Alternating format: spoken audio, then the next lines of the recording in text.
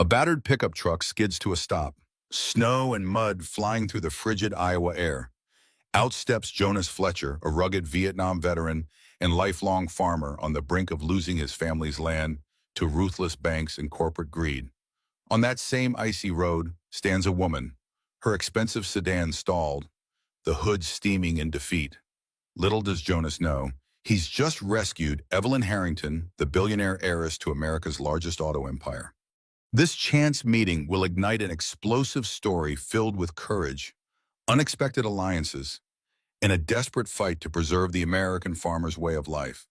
Will Jonas reclaim his legacy, or will corporate power destroy everything he fought to protect? Stick around until the end. You won't believe the twist awaiting you.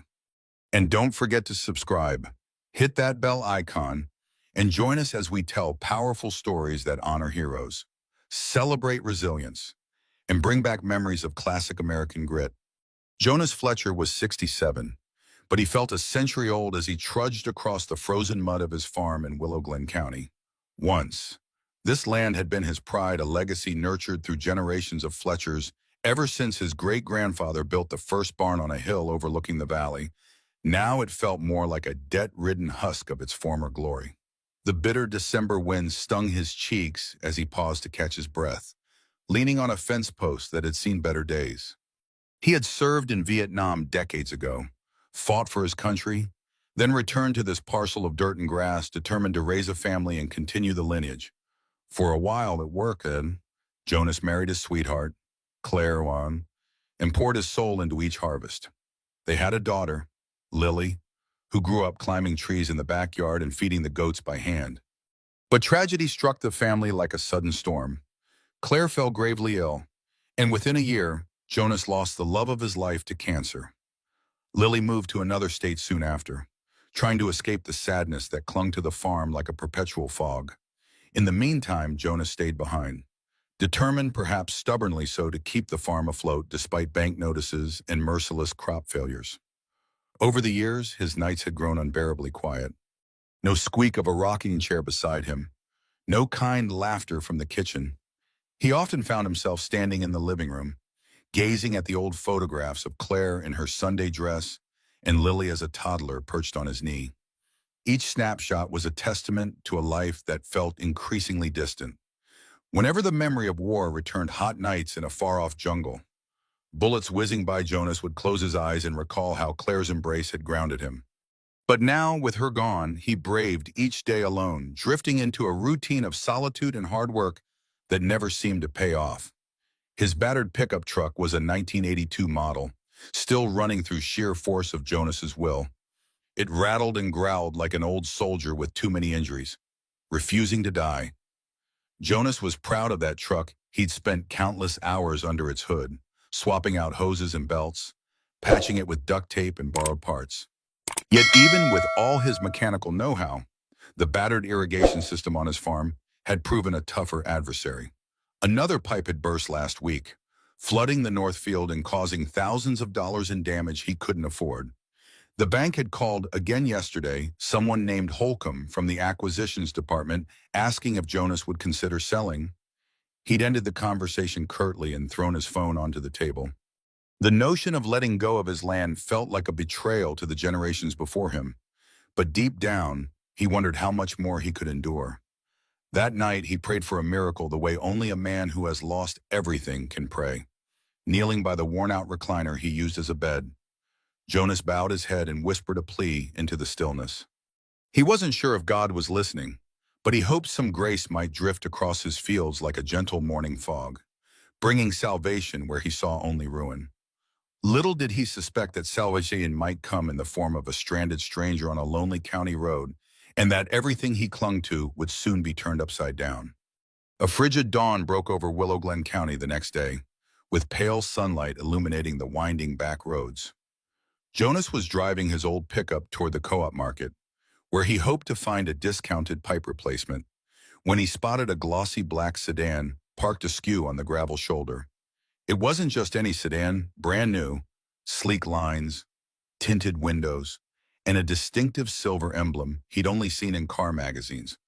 The front hood was open, and a woman stood nearby, pacing in frustration with her cell phone pressed to her ear.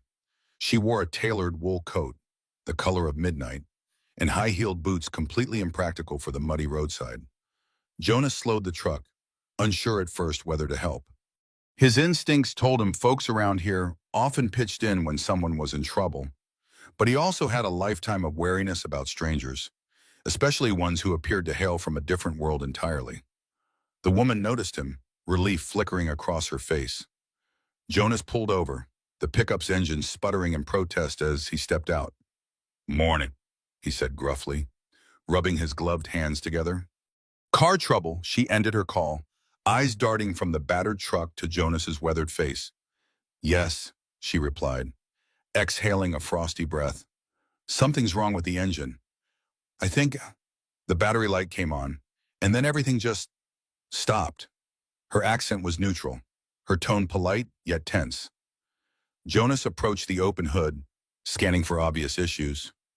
He'd worked on enough engines in his time to suspect the alternator or battery might be the culprit, but this was no ordinary car.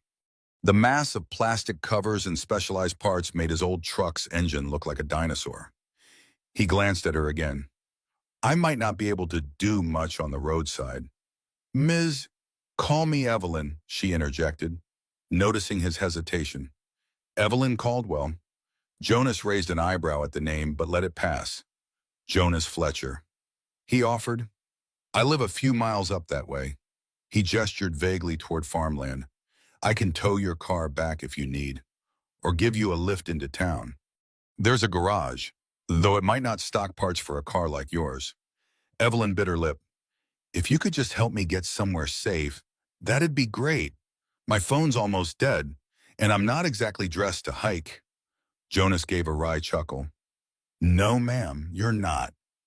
He fetched a chain and hooked it up beneath the car's front bumper, carefully avoiding damaging the sleek exterior. While he worked, Evelyn glanced around the desolate landscape, leafless trees, frosty fields, and a sky the color of lead. "Is it always this quiet?" she asked. He shrugged. "Quieter these days. Used to be more farms, more people." She nodded, sliding into her car to steer while Jonas eased his truck forward, gently pulling her vehicle along. It was a slow, bumpy process down the back road, the chain clanking against gravel. Evelyn watched Jonas through her rearview mirror with cautious curiosity, as if he were an artifact from another era.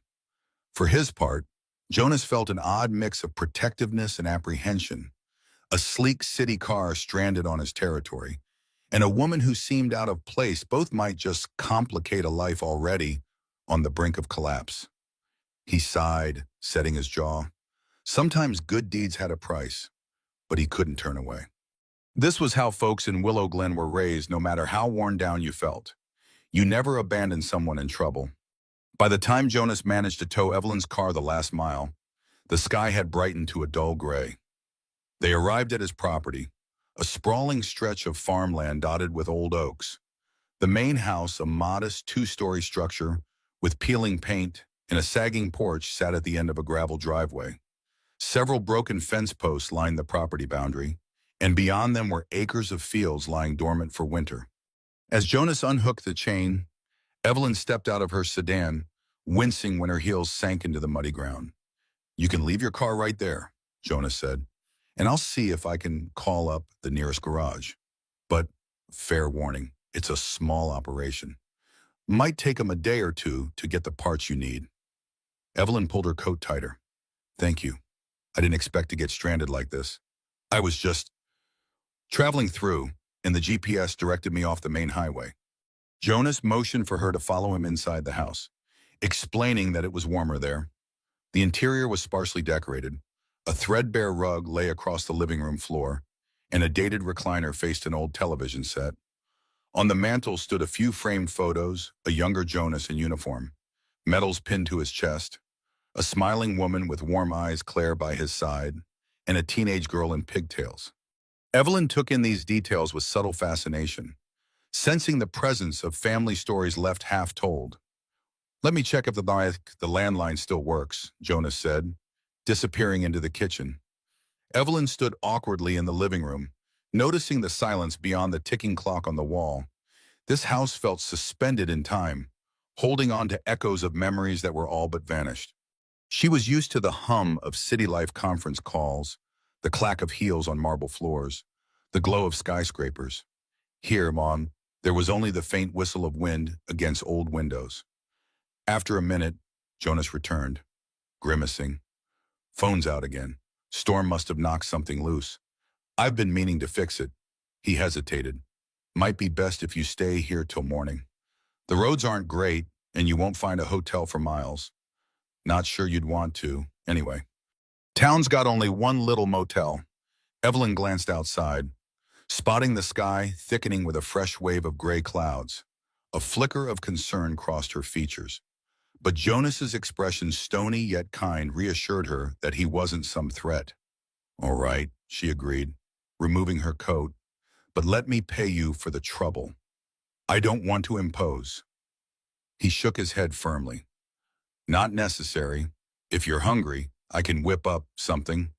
Got some beans, maybe a bit of ham left. She offered a small, grateful smile. That would be wonderful. While Jonas busied himself in the kitchen, Evelyn walked around to study the photos more closely. She paused at the one with Jonas and Claire, picking it up. A heavy pang of emotion tugged at her chest, though she wasn't sure why. Perhaps it was the wistfulness in Jonas's gaze that morning, or the quiet sadness that permeated this old farmhouse. She replaced the photo gently, noting how the edges of the frame were worn from years of being held. Deep down, she felt an odd mixture of curiosity and compassion for the man who'd rescued her. She also felt a pang of guilt for not revealing her true identity, especially given that she recognized his battered pickup truck might be the sort of thing her company, Caldwell Motors, rarely designed for. But for now, it was best to keep her secrets until she understood just how deeply Jonas Fletcher's story would intertwine with her own. Snow began to fall by late afternoon, thin flakes swirling in gusts against the windows. Jonas stoked the living room's wood-burning stove, occasionally glancing at Evelyn, who sipped tea from a chipped ceramic mug. The meal had been simple canned beans, toasted bread, a few slices of ham he'd salvaged from last week's groceries. She hadn't complained, which impressed him more than he cared to admit. Earlier, they tried to fix the landline without success. Even if Jonas had managed to get it running, the local garage might be closed until morning. He'd lent Evelyn an old, oversized sweater and a pair of wool socks that dwarfed her feet. The incongruity made him smile. She moved around the living room, studying the old war medals displayed in a glass case near the bookshelf. Those from Vietnam, she asked softly, her voice respectful. Jonas nodded. I was drafted in '69, served 2 tours, came home in '71, sometimes feels like another lifetime. She pursed her lips thoughtfully. My father, well, he once told me about that war, said it changed this country forever. Jonas inhaled sharply. Her father, she hadn't mentioned much about her family, but he let it pass, focusing on the swirling snow outside. It sure did, he murmured. Then, in a rare moment of openness, he added, I came back with a few scars, some you can't see. Evelyn placed the metal case back carefully. We all carry invisible wounds. I think a short silence fell between them, broken only by the pop of wood in the stove. Jonas studied her, his uninvited guest who seemed so polished, yet oddly vulnerable. She carried herself like someone used to giving orders, or at least navigating rooms full of high-powered personalities. But here she was, stranded in a rundown farmhouse, warming her hands by a sputtering stove. You said your name's Caldwell, Jonas asked, trying to break the tension. She nodded. Yes, Evelyn Caldwell. Family local, she shook her head. No, they're based in Detroit. Jonas seemed about to pry further, but stopped himself. Everyone had their secrets, and it wasn't his place to dig if she didn't want to share. You're welcome to the spare bedroom, he offered. Standing up, don't mind the boxes. I've been clearing out some of my wife's old things. His voice grew softer at that admission. Evelyn rose as well, stepping closer. I'm sorry for your loss, she said, and the genuine sympathy in her eyes disarmed him. He nodded, swallowing hard. Thank you, it was cancer. Years back now. She was my anchor. She opened her mouth to respond, but Jonas turned away, leading her down the hall to a small room filled with dusty boxes and an old dresser. A narrow bed lay against the wall, covered by a faded quilt. Here, he said, flipping on a lamp that cast a weak yellow glow. Heat's not great, but the quilts are warm. If you need anything, I'll be in the living room. She set her mug on the dresser. Thank you, Jonas. I really appreciate your kindness. He nodded and left quickly, heart pounding with a mixture of awkwardness and something else he couldn't quite name. Perhaps it was the realization that, despite his hermit-like existence, he found himself wanting to learn more about this mysterious woman. He wondered if he'd regret opening his door so readily. But that was the way of Willow Glen people helped each other. Come what may, outside the snowfall thickened, blanketing the fields in a pristine layer of white. Inside, Jonas stared at the flickering stove, haunted by memories of Claire and the slow demise of his once proud farm. He didn't know it yet, but tonight was the quiet before the storm. Forces beyond his understanding were already in motion, and Evelyn Caldwell was the catalyst who would soon shake the foundations of his life, both for better and for worse. Jonas woke at dawn, stiff from another night spent in his recliner. A dull ache spread across his lower back as he rose, dropping a couple more logs into the stove. The snowstorm had left a sparkling sheen over everything outside. He wondered if the roads would be passable enough to reach the garage today. As he glanced toward the hallway, he saw Evelyn's door slightly ajar. She emerged moments later, hair slightly mussed, the borrowed sweater slipping off one shoulder. "Morning," she said, voice husky from sleep. "I hope you don't mind. I found some coffee in the kitchen." Jonas grunted with a half smile. "Help yourself.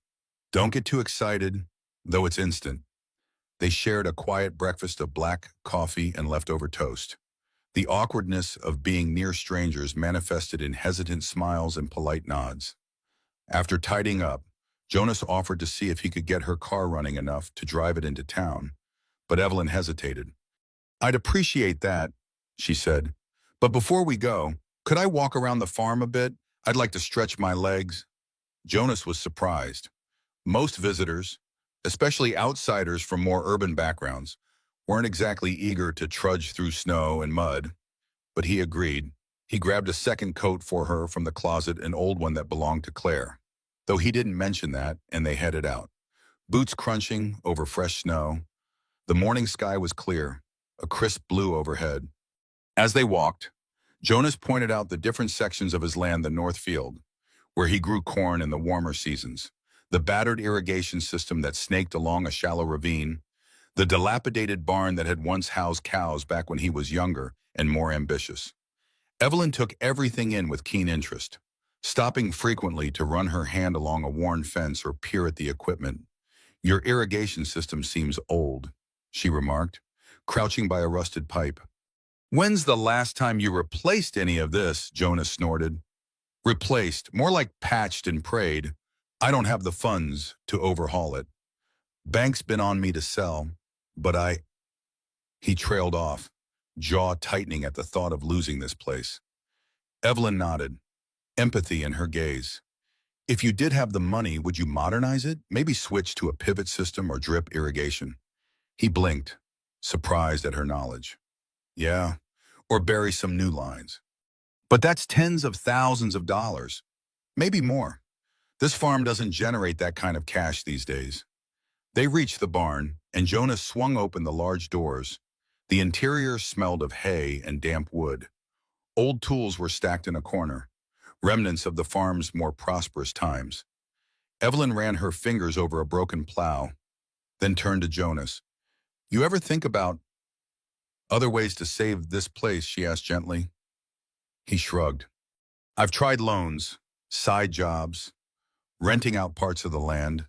Nothing stuck. I'm not a young man anymore. It's hard to keep dreaming." A flicker of something passed over Evelyn's face, pity, or perhaps respect. She took a step closer. "For what it's worth," she said, voice quiet, "I admire that you've held on so long." Jonas met her gaze. For the first time, he felt like someone was actually seeing the years of toil etched into his hands, the grief in his eyes, the loyalty anchoring him to this farm.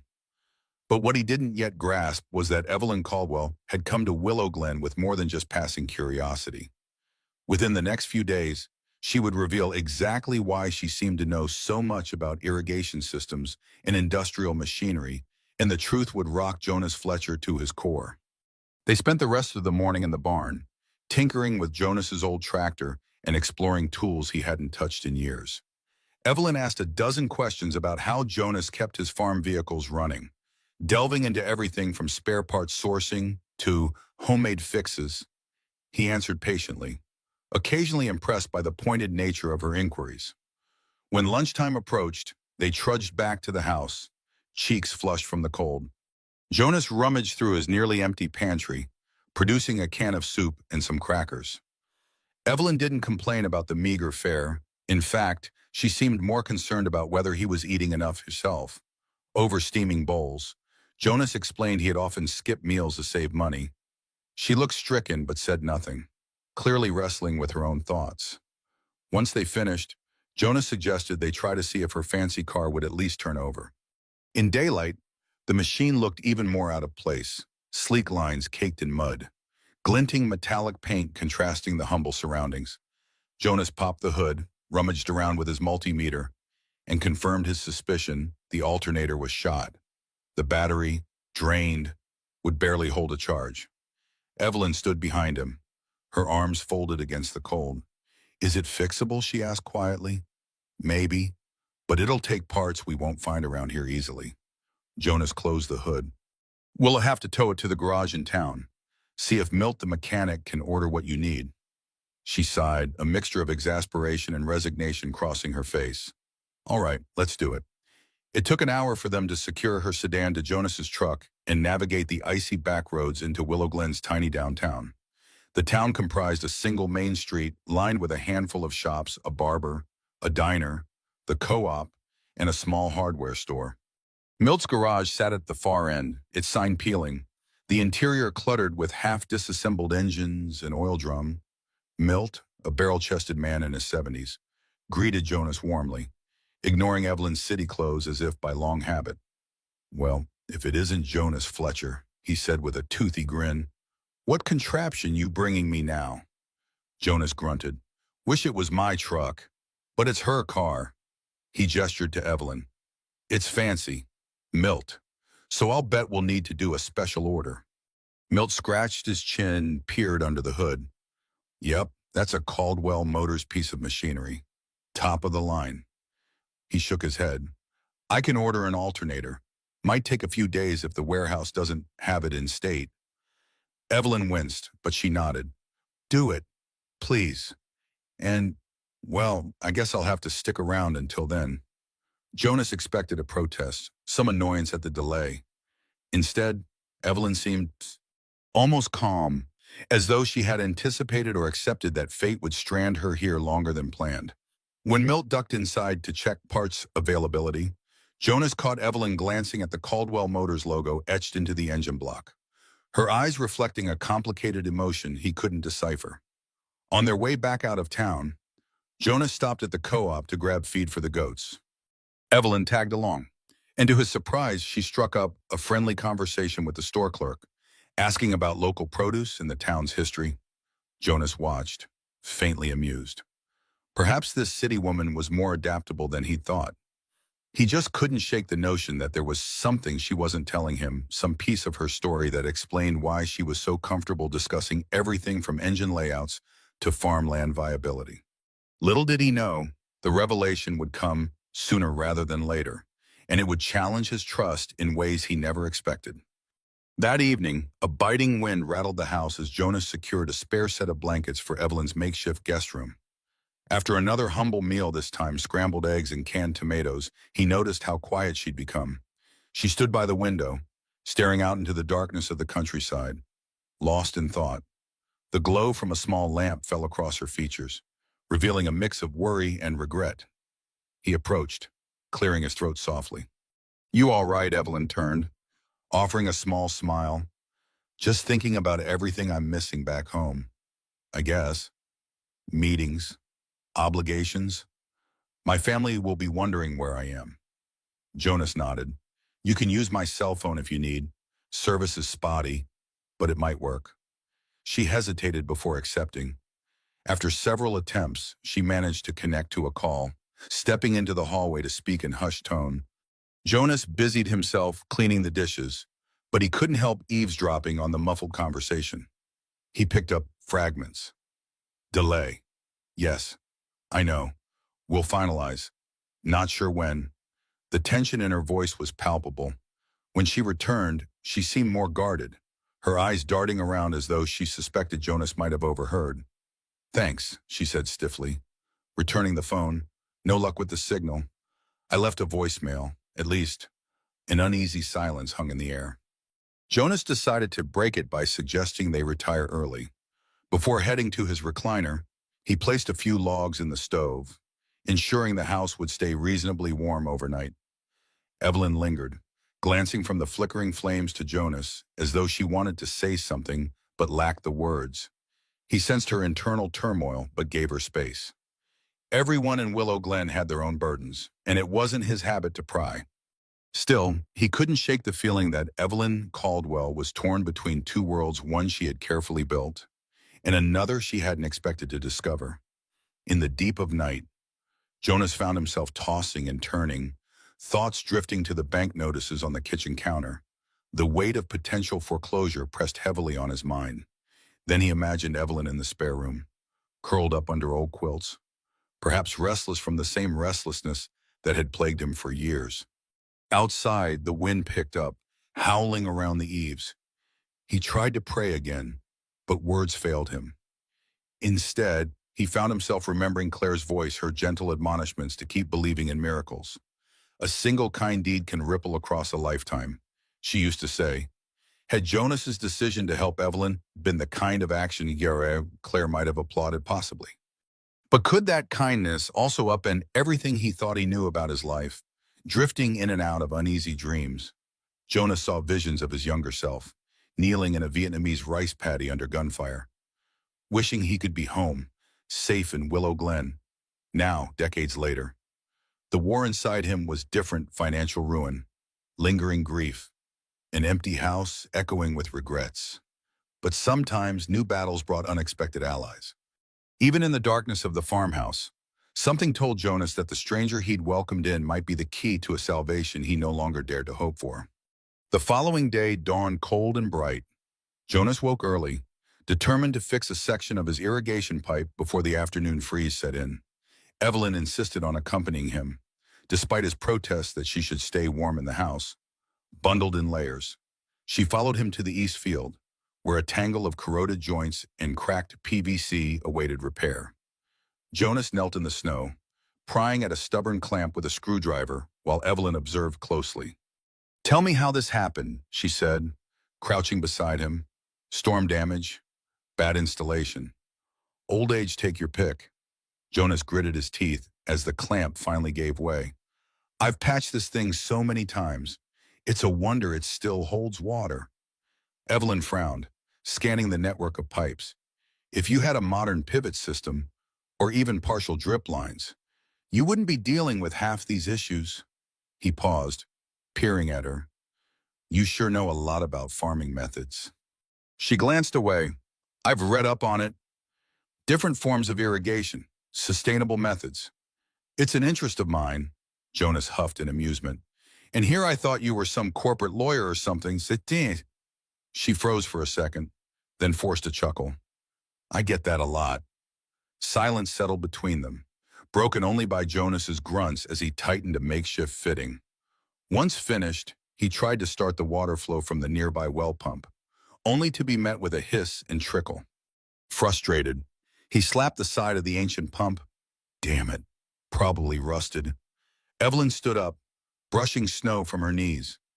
Let me help. Without waiting for permission, she joined him at the pump, fiddling with the valves. Careful, these hoses can burst under pressure, Jonas warned. She gave him a nod, adjusting the main valve gently. Here, ease it forward too much. and you'll get backflow. His eyebrows shot up. How do you...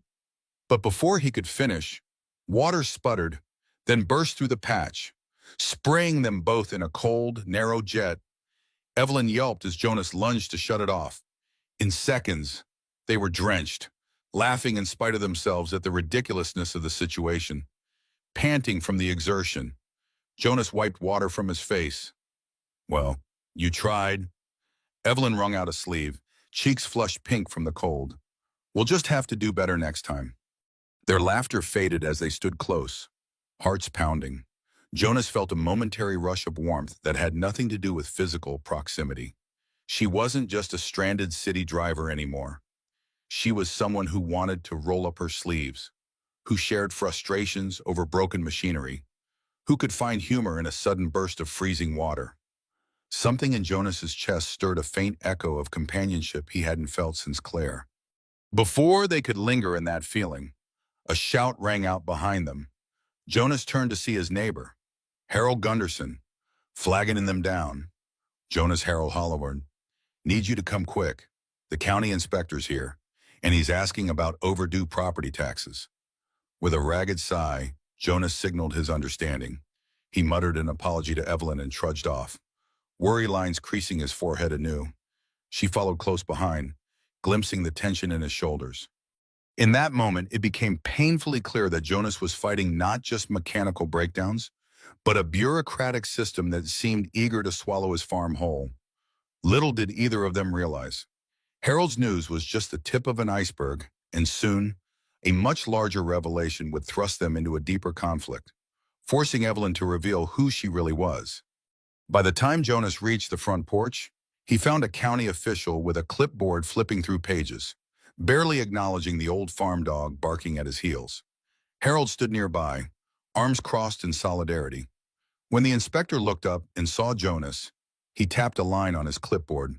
Mr. Fletcher, we've attempted to contact you about overdue property taxes. You're at risk of a lien if payment isn't made soon. Jonas's shoulders sagged. Another blow. Another set of fees he couldn't afford. I'm trying to get the money, he said through gritted teeth, voice trembling with frustration. Just need more time. The inspector offered a perfunctory nod. We can grant a 30-day extension. But after that, his tone indicated the obvious outcome. He handed Jonas a paper, then headed back to his county-issued sedan, leaving behind an air of doom. Harold spat into the snow as the car drove off. That's the last thing you need right now, Jonas. Yeah, Jonas mumbled. I'll figure something out. Evelyn stood behind him, watching with mounting concern. Harold shot her a curious glance before tipping his cap. Ma'am, you must be the one Jonas was talking about. Car trouble, right? She nodded politely. Yes, sir. Evelyn Caldwell. Harold gave a polite shrug. Well, welcome to Willow Glen, I suppose. Ain't much, but some of us still call it home. With a pat on Jonas's shoulder, he excused himself. Call me if you need anything. This farm's important to us. Jonas, you know that. As Harold disappeared around the bend, Jonas turned to Evelyn, noticing her expression of heartfelt sympathy. He muttered an embarrassed apology. Didn't mean for you to get dragged into my troubles. Evelyn shook her head. Don't apologize. I'm sorry you're dealing with so much. She lifted the county notice from his hand. Is it as bad as it looks? Jonas let out a long breath. Worse. Between the property taxes, the mortgage, and the failing equipment, I'm nearly underwater. A big corporation, Redwood Holdings, has been sniffing around, offering to buy the farm. He cast a bleak gaze across the snow-laden fields. I swore I'd never sell. It's been in my family for generations. But I don't know how much longer I can hold on. Evelyn's eyes flashed with something that looked like resolve. She opened her mouth, then closed it, struggling with an internal debate. Finally, she spoke, her voice tight. Jonas, there's something I should tell you. He frowned, curious but wary. Okay. Before she could continue, a horn sounded from the driveway. Milt's tow truck rumbled in, hauling a battered old generator Jonas had asked him to look at weeks ago. The moment shattered the gravity of Evelyn's confession. She swallowed and shoved her hands into her coat pockets. Let's, let's talk later. Jonas nodded, though a kernel of suspicion took root in his mind. He thanked Milt, who unloaded the generator. They chatted briefly about parts for Evelyn's car before Milt headed back to town. Once he was gone, the farm felt colder than ever, the winter gloom settling in. Throughout the rest of the day, Jonas noticed Evelyn's pensive demeanor, as if a storm brewed inside her. She helped where she could, covering the goats in extra straw, hauling hay to the lean-to, even assisting with the broken generator, but her gaze kept straying to the horizon. Jonas wondered what she was hiding. He sensed a tipping point. One more jolt, and her secrets might spill out, for better or worse. Night came swiftly, a deep chill setting in. Jonas prepared a modest supper: potatoes fried in a cast-iron skillet with onions and a sprinkle of salt. He watched Evelyn push the food around on her plate, her earlier appetite dimmed by worry. His own stomach twisted in knots at the thought of the looming tax deadline. Jonas, she began, her voice quavering slightly. We need to talk. Really talk. He set down his fork and leaned back in his chair, trying to mask the apprehension tightening his chest. All right, she took a slow breath. My name is Evelyn Caldwell. Yes, but there's more to it. My father is Lawrence Caldwell, the founder of Caldwell Motors. I'm not just some random driver who wandered off the highway. Jonas stared at her. The name Caldwell Motors carried weight, one of the country's largest automotive manufacturers, known for luxury sedans, electric vehicles, and a global reach. Her sedan's brand suddenly clicked in his mind. You're part of that Caldwell family. She nodded. I'm the vice president of research and development. I came here on a sort of covert trip to understand how rural communities might benefit from a new line of vehicles we're calling the Legacy line. Vehicles designed for durability, ease of maintenance, things that big farms and small towns alike could really use. I wanted to see real conditions, talk to real people. That's why I was on that back road. I was surveying potential sites, not expecting to break down. Jonas let out a slow whistle, shock reverberating through him. The fragments of her knowledge about irrigation, mechanical systems, even her calm acceptance of her sedan's breakdown, all of it made sense now. But it also meant she'd deceived him. So you've been using me for research, he asked quietly, trying to keep the betrayal out of his voice. Evelyn's eyes brimmed with regret. No, at least, not like that. I truly did break down, and I really did appreciate your help. Everything I've seen here, everything about you and your farm, it's changed me. I just wasn't sure how to tell you once I realized how complicated it might become. I'm sorry. Jonas ran a hand across his stubble, processing the bombshell. Anger flared momentarily, but it was tempered by the reality that she'd never outright lied, just omitted a monumental piece of information. So, what does this mean? You want to buy my land for some facility? Evelyn shook her head vigorously. No, that's Redwood Holdings, not us. Our approach is different. I want Caldwell Motors to partner with rural farmers for pilot programs testing the vehicles where they matter most.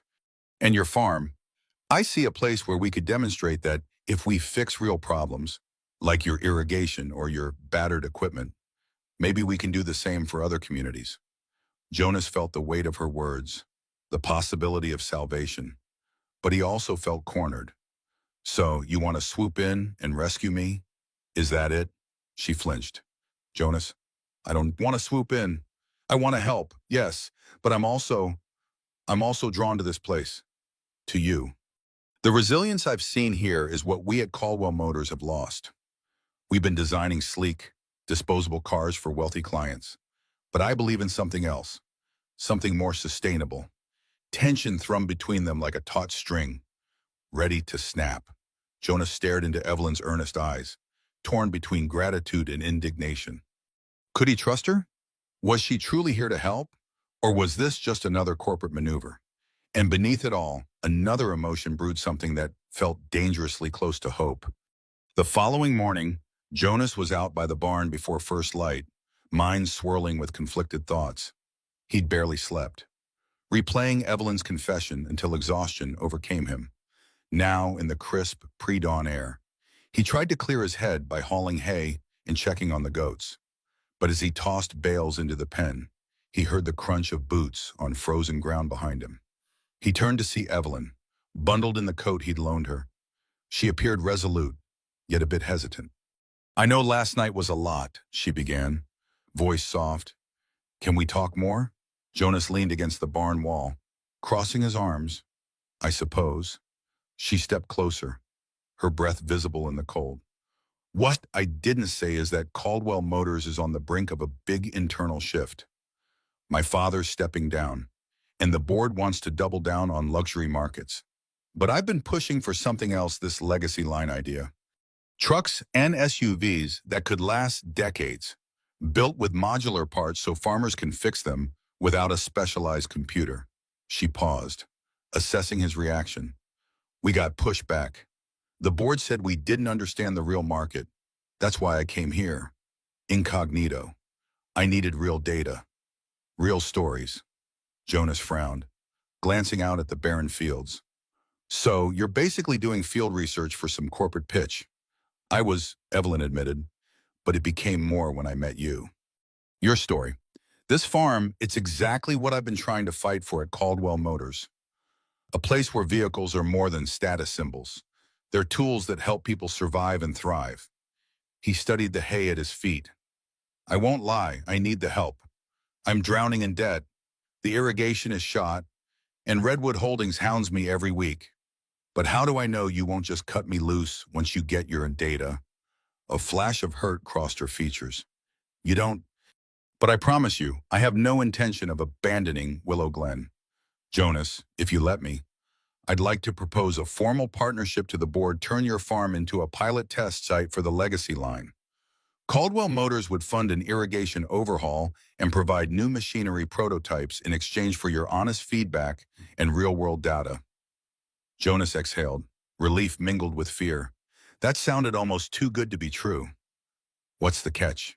She managed a small smile. "Caldwell Motors invest in your farm's infrastructure. You sign a contract agreeing to test and review each prototype. We'll come out here, run trials, gather feedback. You'd also attend some corporate meetings, speak about your experiences. It'll be a bit of media spectacle. I won't lie, but it's not a sale. This land stays yours." Silence stretched as Jonas mulled over the enormity of the proposition. It felt like a lifeline, yet a lifetime of caution, combined with the heartbreak he'd endured, held him back. "What about Redwood Holdings?" he finally asked. "They want to buy me out. If they find out Caldwell is involved, they might pressure the county to shut me down." Evelyn straightened her posture, a flicker of steel in her eyes. "Caldwell Motors has resources. If Redwood tries anything, we'll fight them legally.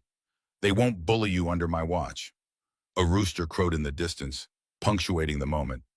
Jonas stared at Evelyn, half convinced he was still dreaming. She was offering a path to save his farm and restore dignity to a life battered by loss. But trusting someone meant risking more heartache. Could he take that leap? The old scars on his soul cautioned him to remain guarded, yet the stubborn spark inside him yearned to grab this chance before it slipped away. Evelyn spent the next few hours drafting a preliminary agreement on Jonas's old laptop. She sat at the kitchen table, the warm light of mid-morning flooding through the window.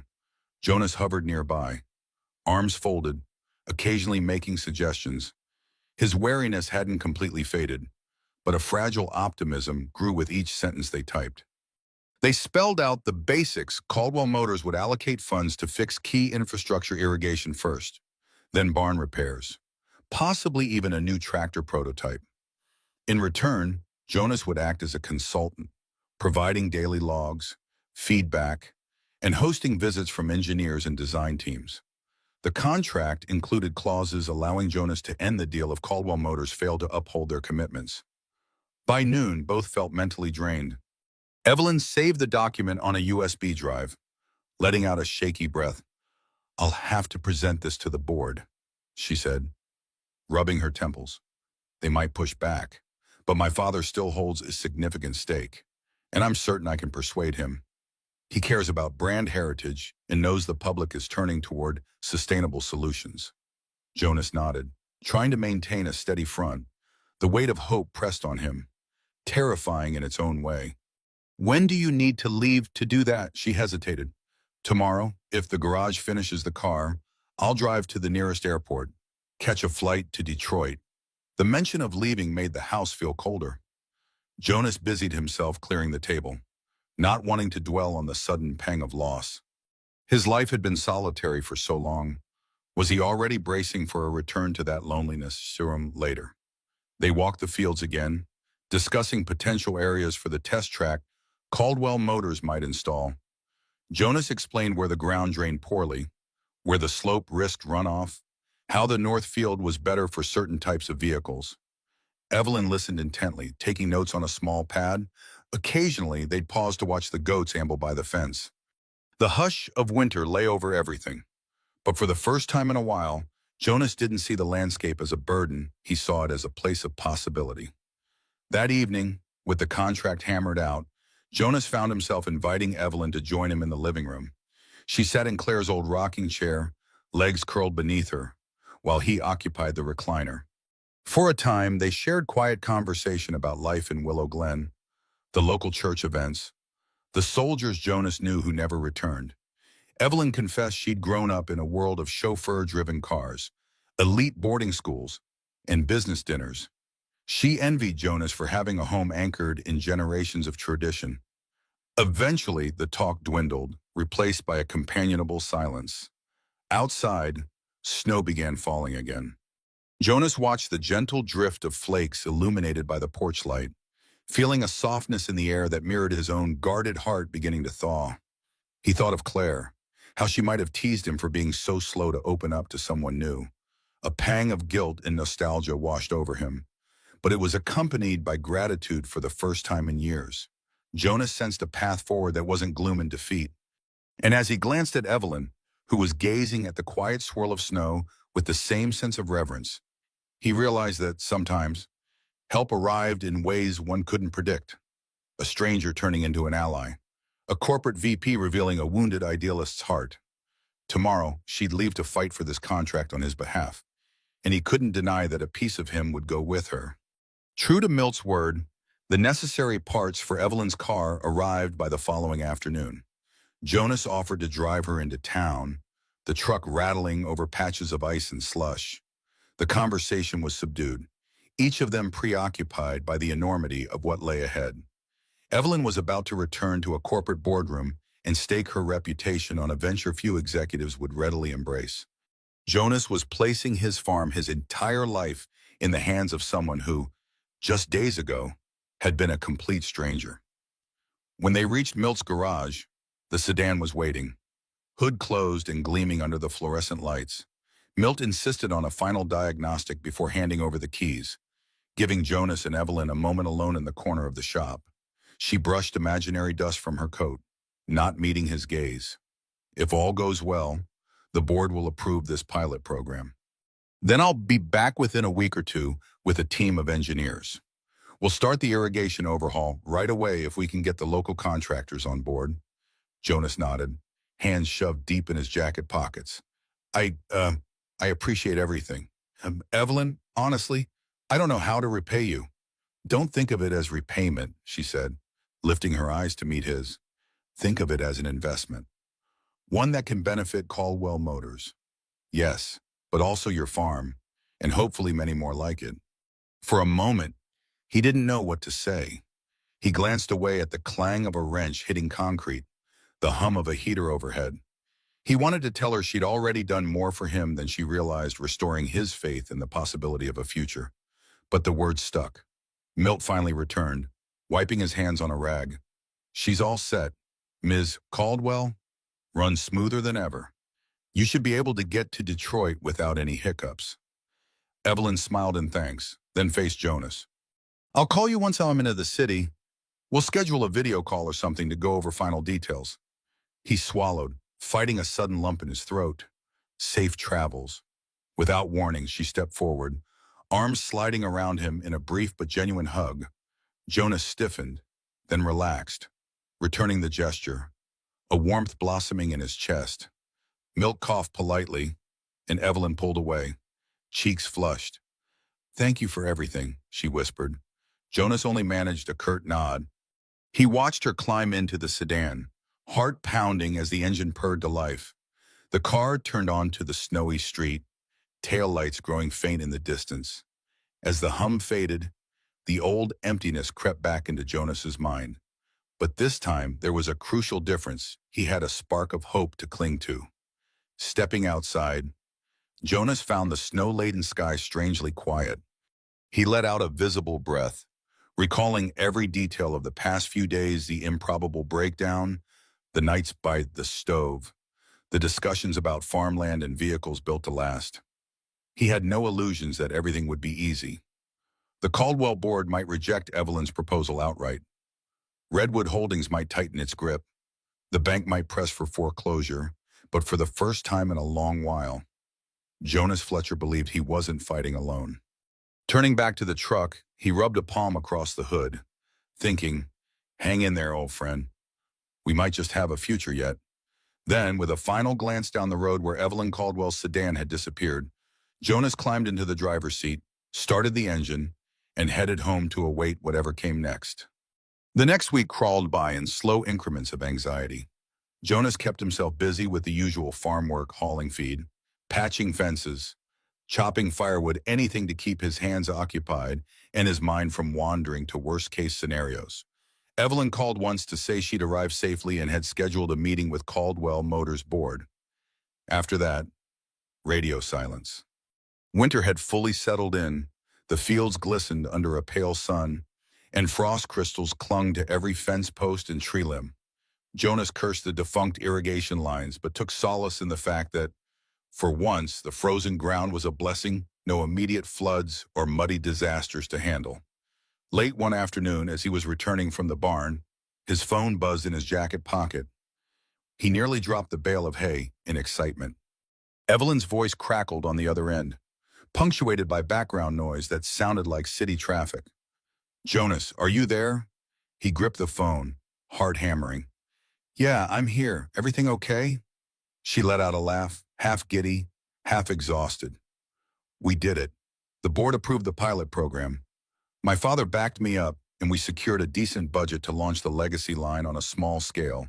Your farm is officially the first test site, assuming you're still willing." Jonas closed his eyes, relief washing over him. That's incredible news. I'm definitely willing." Evelyn laughed again, the sound of triumph in her voice. "I'll be back this weekend with some engineers to assess the irrigation situation. We're also bringing prototypes for you to evaluate.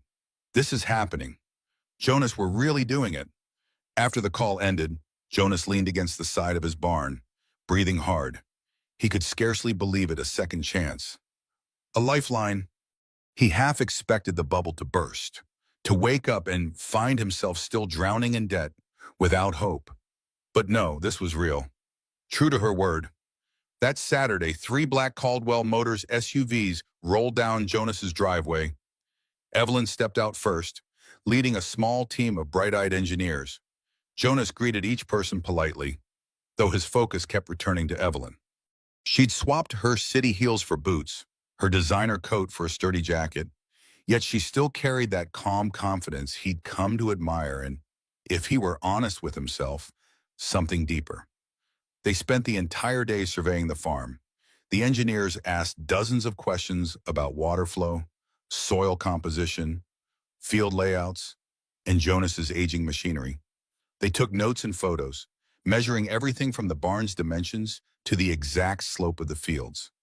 In the afternoon, they test drove 2 prototype trucks, rumbling around the muddy perimeter, checking suspension and traction. Jonas felt a strange sense of validation each time he pointed out a flaw or improvement. Evelyn, meanwhile, acted as the bridge between Jonas's practical knowledge and the engineer's technical jargon. She translated farmer speak into corporate metrics, ensuring everyone stayed on the same page. Multiple times, Jonas caught himself smiling, grateful beyond measure for her presence. He knew he still had a mortgage and taxes to tackle, but that bleak sense of impending doom was gone, replaced by the electric possibility of a future. That evening, the crew headed back to the motel in town, leaving Evelyn behind with Jonas's blessing to stay at the farmhouse. As dusk fell, the two of them stood on the porch, watching headlights vanish into the distance. "We did it," Evelyn murmured, leaning on the railing. Jonas nodded, wrapping an arm around her shoulders to ward off the chill. The hush of winter once more enveloped them, but now it felt peaceful, a promise rather than a curse. Over the subsequent months, Caldwell Motors moved swiftly. Crews arrived to dig trenches and install a brand new irrigation system. Jonas watched with awe as advanced pivot arms took shape, promising even water distribution across his fields once spring arrived. A prototype tractor, sleek yet sturdy, was delivered for Jonas to test, sporting sensor-driven features that could be turned off if he preferred the old-school manual operation. He was initially skeptical, but found himself grudgingly impressed by the efficiency. Engineers and reporters popped in and out of Willow Glen, shining an unusual spotlight on the once sleepy county. Local residents, who had eyed Evelyn Caldwell with suspicion at first, soon warmed to her. Not only was she bringing jobs and investment, she seemed genuinely invested in preserving the character of the community. Town meetings buzzed with discussions about the Fletcher-Caldwell project, with some folks praising Jonas for holding on to the farm, and others voicing concerns about corporate influence. But Jonas stood firm, explaining that Caldwell Motors wasn't here to exploit them. If anything, it was Redwood Holdings they needed to watch out for. It was during one such meeting, after Redwood's lawyers made an appearance to push for a land acquisition, that Evelyn quietly proposed a plan to Jonas and the townspeople. Caldwell Motors would lease an unused section of Jonas's Westfield to build a testing track. The lease income would help Jonas pay off his overdue taxes and reduce his mortgage burden. In return, Caldwell could operate the track for a set period, offering local farmers opportunities to test vehicles themselves. It was a win-win that no Redwood lawyer could effectively counter. Spring arrived in a cascade of blossoms and thawed ground. Jonas found himself enjoying the daily calls and visits from Evelyn, who stayed in the farmhouse more often than not. They fell into a comfortable rhythm, balancing business with personal connection. On quiet nights, they'd sit by the porch with mugs of coffee, watching the horizon glow with the last rays of daylight. Sometimes, Jonas caught himself thinking of Claire, wondering if she'd approve of this new bond forming in his life. A gentle peace told him she would. As the final piece of the project rolled into place, Jonas realized his debts were no longer a crushing weight.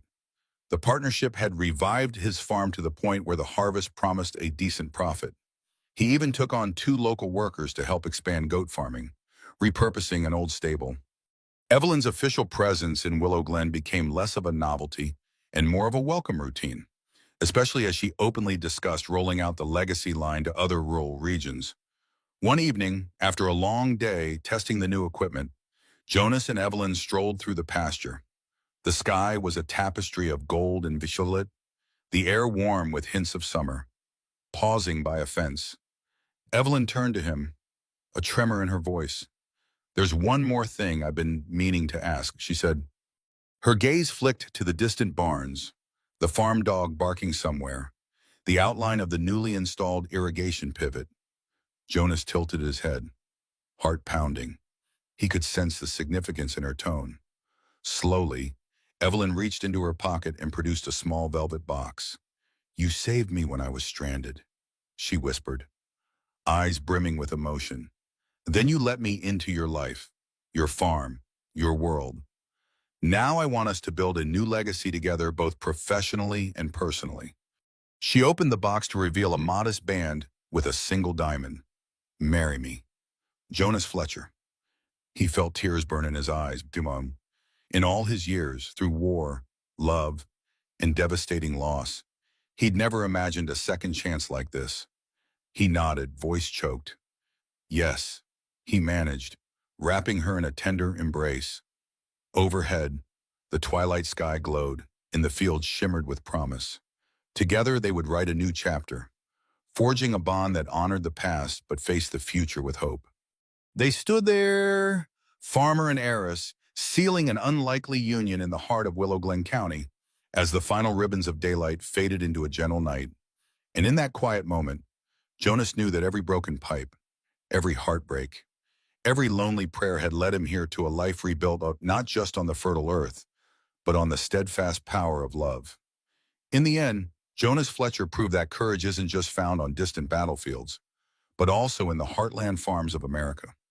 He and Evelyn Harrington showed us that sometimes the greatest riches are measured not in wealth, but in integrity, compassion, and love worth fighting for. Their journey reminds us that it's never too late to stand up against corruption, save our cherished traditions, and build a legacy that honors our roots.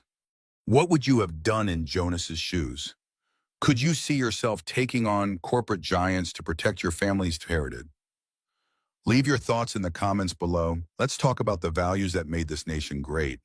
And if you enjoyed this powerful story of bravery and redemption, make sure to subscribe, hit that bell icon, and stay tuned for more unforgettable tales right here on our channel.